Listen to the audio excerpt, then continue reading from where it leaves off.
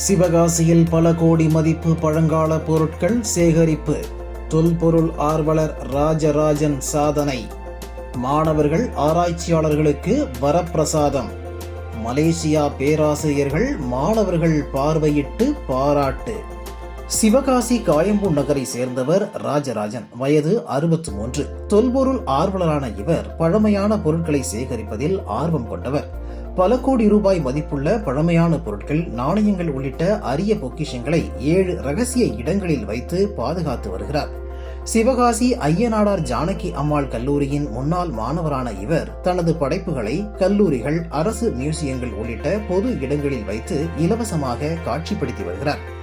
இதன் மூலம் தமிழ் பண்பாடு, கலாச்சாரம், பாரம்பரியம் குறித்து கல்லூரி மாணவ மாணவிகள், வரலாற்று பேராசிரியர்கள், தொல்லியல் ஆர்வலர்களிடையே விழிப்புணர்வை ஏற்படுத்தி வருகிறார். இவரது படைப்புகளை பாண்டிய நாட்டு வரலாற்று ஆய்வு மையம் நிர்வாகி மற்றும் நிதி அமைச்சர் தங்கம் தென்னரசு பாராட்டி பரிசு வழங்கியுள்ளனர்.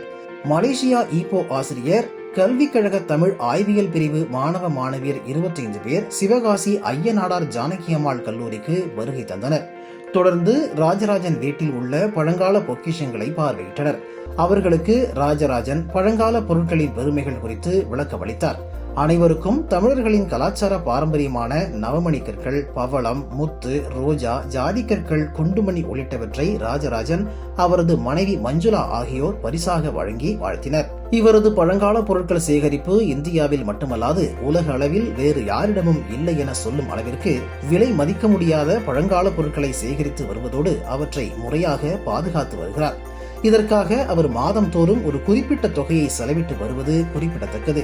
இவரது ஆராய்ச்சி மற்றும் பழங்கால பொருட்கள் சேகரிப்புக்கு அவரது மனைவி மஞ்சுளா உற்ற துணையாகவும் ஊக்கமளித்தும் வருகிறார்.